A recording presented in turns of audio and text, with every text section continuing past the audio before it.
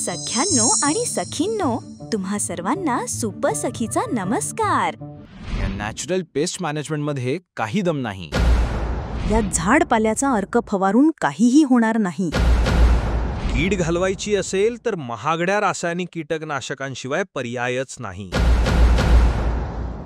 या सगळ्या समजुती साफ चुकीच्या ठरवत ज्या शेतकऱ्यांनी मागच्या 2024च्या हंगामात NPM मेहनत दम हे सिद्ध करून दाखवलं, चला भेटूया अशा काही दमदार शेतकऱ्यांना।